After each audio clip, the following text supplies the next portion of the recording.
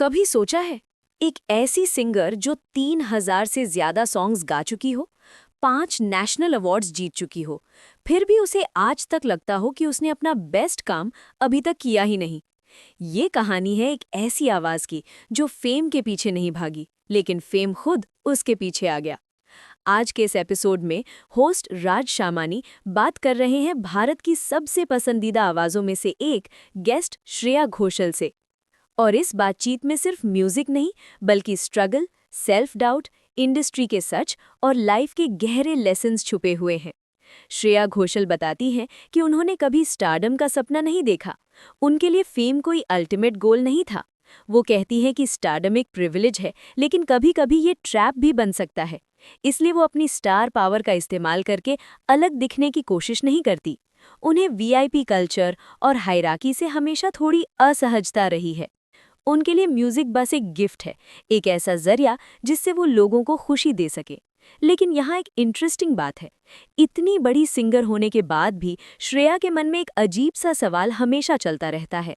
वो अक्सर सोचती हैं, क्या मैं इसे और बेहतर गा सकती थी? उनका कहना है कि एक आर्टिस्ट कभी पूरी तरह सेटिस्फाइड नहीं होता। हर सॉन्ग के बाद लगता है कि शायद कुछ और बेहतर किया जा सकता था। शायद यही सेल्फ क्रिटिसिज्म उन्हें लगातार बेहतर बनाता गया। लेकिन उनकी जर्नी आसान नहीं थी। श्रेया का बचपन राजस्थान के रावत भाटा नाम की एक छोटी सी जगह में बीता। वहाँ एक न्यूक्लियर रिएक्टर फैसिलिटी थी और उनके पिता वहाँ न्यूक्लियर इंजीनियर थे। उनके पेरेंट्स ने बहुत जल्दी समझ लिया था कि उनकी बेटी की आवाज़ कुछ अलग है। उनकी माँ क्लासिकल म्यूजिक की बहुत शौकीन थी। प्रोफेशनल म्यूजिशियन नहीं थी, लेकिन म्यूजिक की गहरी समझ रखती थी। वही श्रेया की पहली टीचर बनी। और उनके पिता, वो सिर्फ फादर नहीं थे, बल्कि प्रोटेक्टर और गाइड भी थे। जब श्रेया छोटी उम्र में रियलिटी शोज जीतने लगी, तब भी उनके पिता ने उन्हें लाइव परफॉर्मेंसेस करने से रोक दिया। उन्होंने कहा कि जब तक आवाज़ मैच्योर नहीं हो जाती, तब तक स्टेज शोज नहीं। उनका लॉजिक सिंपल था, टैलेंट को बचाना भी उतना ही ज़रूरी है जितना उसे दिखाना। इतना ही नहीं, उनके पिता ने एक बहुत बड़ा फैसला लिया। वो राजस्थान की कंफर्टेबल जॉब छोड़कर पूरे परिवार को मुंबई ले आए, ताकि श्रेया को सही म्यूजिक ट्रेनिंग मिल सके। किसी भी पेरेंट के लिए आसान फैसला नहीं होता, लेकिन उनके पिता ने रिस्क लिया, क्योंकि उन्हें अपनी बेटी पर भरोसा था। यहीं से श्रेया की जर्नी ने नया मोड़ लिया। उनकी मुलाकात हुई लेजेंडरी कंपोजर कल्याण जी आनंद जी से। उन्होंने श्रेया की आवाज़ में कुछ खास देखा, लेकिन उन्होंने भी उन्हें बहुत जल्दी इंडस्ट्री में एक्सपोज नहीं किया। वो चाहते थे कि टैलेंट पहले मजबूत हो, फिर दुनिया के सामने आए। फिर एक दिन ऐसा आया जिसने सब बदल दिया। फिल्म डायरेक्टर संजय लीला भंसाली ने श्रेया को डिस्कवर किया और उन्हें फिल्म देवदास में गाने का मौका मिला। उस वक्त श्रेया सिर्फ 18 साल की थी और अचानक वो एक बहुत बड़े इंडस्ट्री का हिस्सा बन गई। लेकिन सक्सेस के बाद भी उनका माइंडसेट नहीं बदला। वो कहती हैं कि स्टेज पर जाने से पहले आज भी उन्हें नर्वसनेस होती है। कभी कभी कॉन्सर्ट से एक रात पहले उन्हें नींद नहीं आती। वो बार बार सोचती रहती है, सॉन्ग सिलेक्शन सही है या नहीं, प्रेपरेशन पूरी है या नहीं। उनके लिए कॉन्सर्ट किसी एग्जाम की तरह होता है, और शायद इसी वजह से वो लाइव सिंगिंग को बहुत सीरियसली लेती हैं। श्रेया साफ कहती हैं कि लाइव परफॉर्मेंस में लिप सिंग करना लेजी एक्ट है। अगर ऑडियंस ने आपको सिंगर के तौर पर रिस्पेक्ट दिया है, तो स्टेज पर सच में गाना आपकी जिम्मेदारी है।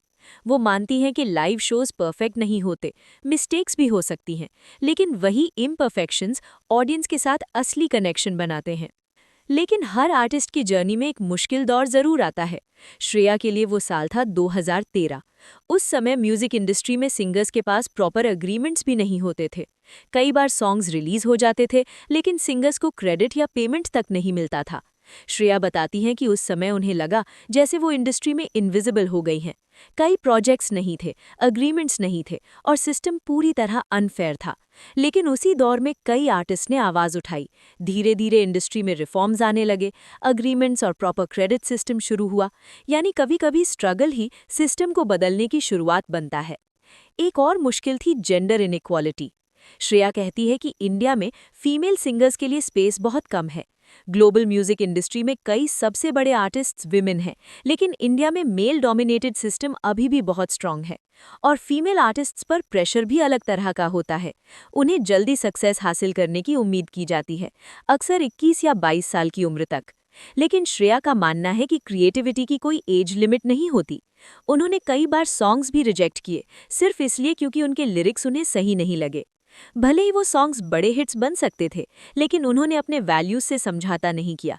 हाँ, एक इंटरेस्टिंग एग्जाम्पल वो खुद देती हैं। सॉन्ग चिकनी चमेली गाने में उन्हें शुरू में थोड़ा ऑकवर्ड लगा था, लेकिन वो सॉन्ग टेक्निकली चैलेंजिंग था और उससे उन्हें अपने कंफर्ट जोन से बाहर आने का मौका मिला। श्रेया का म्यूजिक से रिश्ता सिर्फ करियर नहीं बल्कि स्पिरिचुअल कनेक्शन जैसा है। वो कहती हैं कि उन्हें अपने सॉन्ग से ज्यादा खुशी दूसरों के सॉन्ग सुनने में मिलती है। कई बार वो सोशल मीडिया पर ऐसे आर्टिस्ट्स ढूंढती हैं जिनके व्यूज बहुत कम होते हैं लेकिन टैलेंट कमाल का होता है। उन्हें ऐसे अंडररेटेड सिंगर्स को डिस्कवर करना बहुत अच्छा लगता है और उनके फैंस के साथ भी उनका रिश्ता बहुत खास है। बहुत से फैंस उन्हें तब से फॉलो कर रहे हैं जब वो रियलिटी शो सारेगामापा में एक छोटी कंटेस्टेंट थी। आज भी कई देशों में fans Shreya Ghoshal day celebrate करते हैं, चैरिटी ड्राइव्स करते हैं, केक्स काटते हैं और उनका म्यूजिक सेलिब्रेट करते हैं। श्रेया के लिए ये सिर्फ फैन लव नहीं बल्कि एक इमोशनल कनेक्शन है। रियलिटी शोज के बारे में भी उनकी सोच काफ़ी बैलेंस्ड है।